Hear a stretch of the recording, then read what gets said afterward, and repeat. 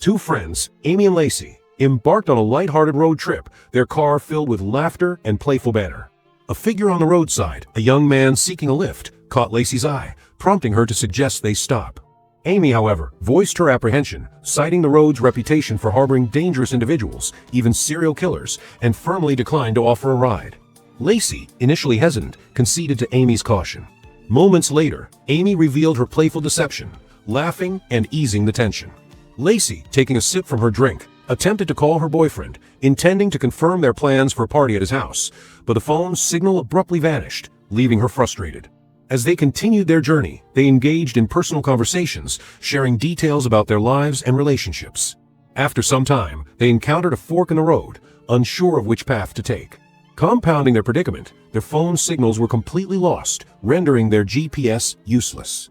Lacey suggested taking the left turn, and Amy agreed, proceeding down the road. They passed a sign that read Devil's Pass, adding an eerie undertone to their situation. They traveled a considerable distance before encountering a tow truck, its bed carrying a heavily damaged car, directly in their path. They attempted to overtake the truck, but persistently blocked their way. After a prolonged period of following the slow-moving vehicle, Amy finally managed to speed up and pass it. Shortly after, they realized their car was running low on gas, and decided to stop at a gas station. Lacey went to the restroom, while Amy waited. Just then, the same tow truck pulled into the station, making Amy feel uneasy.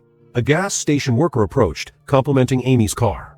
She asked him to fill the tank, and out of curiosity, she tried to peer into the tow truck's cab, but the tinted windows and the truck's angle obscured her view. As the worker washed the car's windshield, Amy momentarily regained a phone signal and attempted to call her boyfriend. She had lingering doubts about his fidelity and wanted to check on his whereabouts. Meanwhile, the worker opened the car's hood to check the oil. Lacey returned, and they both noticed the tow truck driver sitting inside, watching them intently. After paying the bill, the worker informed them that their car was low on oil, which could lead to engine problems. Lacey, anxious to leave, urged Amy, "Let's leave before that truck does, or he won't give us space again."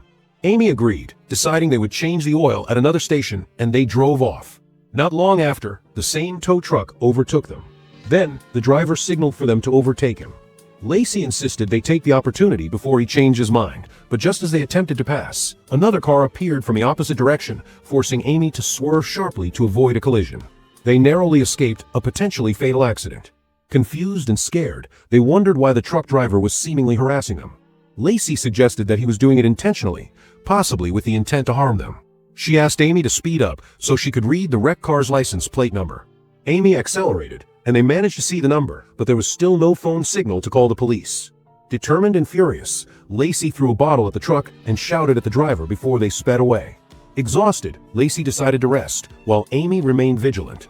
Meanwhile, Amy noticed something alarming.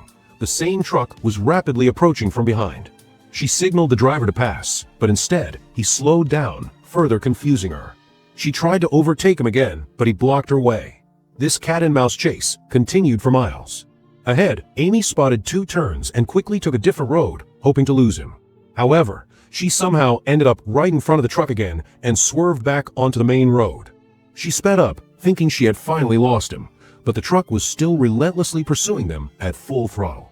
Suddenly, Amy spotted two children playing in the middle of the road. She slammed on the brakes, barely stopping in time. They had reached a restaurant. Shaken, they parked and went inside to eat. To their shock, the same truck arrived. Amy whispered, "He took a different route. So why is he here?" She remembered seeing his shoes at the gas station and began checking the shoes of the people inside, looking for a match. She spotted a man wearing the same shoes, but he walked out and got into another car driving away. Then, she noticed another man staring at them, also wearing the same shoes. Amy kept watching him closely. Amy walked up to the man and yelled, "Why were you following us? What's your problem?" But the man looked confused, not understanding anything.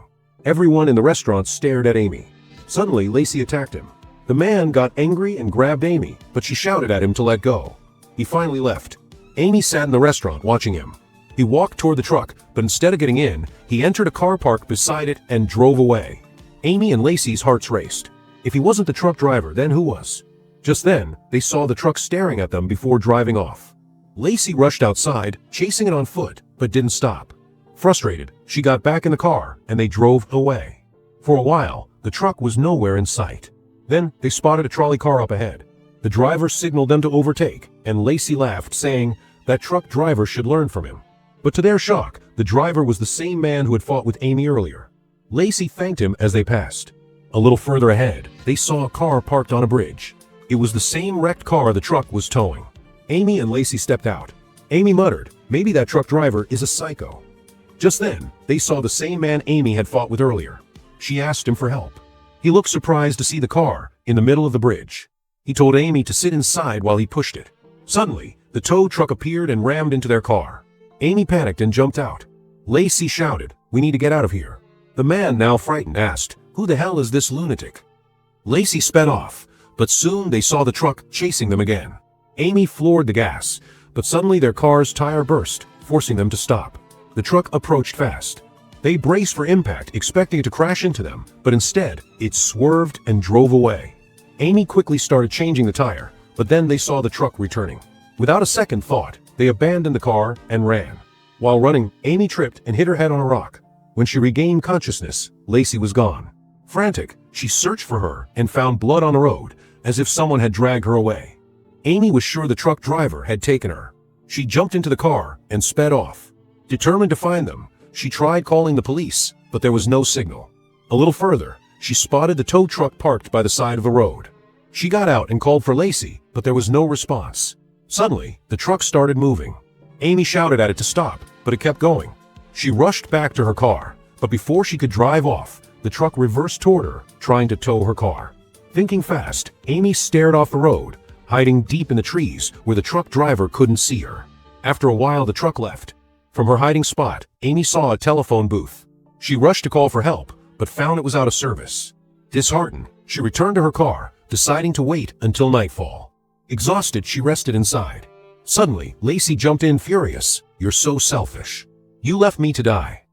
Shocked, Amy stammered, "I thought the truck driver took you." She apologized, but before Lacey could respond, they heard the sound of the truck approaching. Amy looked back and saw it heading straight for them. Then, she jolted awake. It was just a nightmare. It was night now. She started her car and drove back to the main road.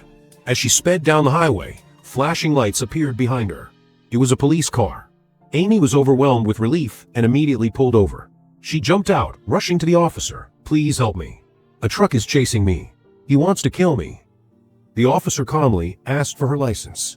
As Amy reached for it, the truck suddenly appeared and ran over the officer, crushing him instantly before speeding away. Terrified, Amy scrambled into the police car and grabbed the radio. "Officer down. Someone just ran him over. He's after me too." She spotted the truck returning. Panicked, she grabbed the officer's gun. The truck rammed into the police car and pushed it away.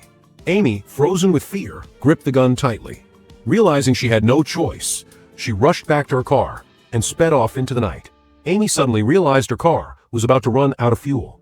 She quickly reached a gas station and asked the worker to fill the tank. While waiting, she headed to a phone booth to call the police.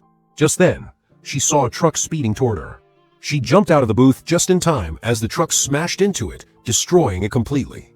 Amy rushed back to her car and sped away, but the truck kept chasing her. However, this wasn't the same truck. Suddenly, a tow truck appeared and started ramming Amy's car from behind. Now she was trapped between both trucks. Desperate, she pushed the gas pedal to the floor, managing to surge ahead. The other truck, unable to stop in time, crashed into a tree, blocking the road. The tow truck was forced to stop as well, and Amy escaped. Morning arrived and Amy noticed something alarming on her dashboard. Her engine oil was running low. But before she could do anything, the truck appeared behind her again. Determined to end this, Amy slammed on the brakes and parked her car in front of the truck, waiting for it to come closer. The truck barreled toward her at full speed. At the last second, Amy swerved to the side, making the truck lose control and plunge into a deep ditch.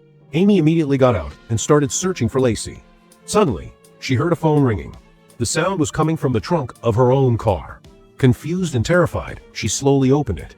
Inside lay Lacey's lifeless body. The horrifying truth hit Amy. The truck driver had already killed Lacey and stuffed her in the trunk. Rage filled her. Without hesitation, she jumped into her car, started the engine, and slammed it into the wrecked truck at full speed. The impact sent the truck crashing further into the ditch. Breathing heavily, Amy sat in her car, regained her composure, and drove away. And with this, the intense ordeal came to an end.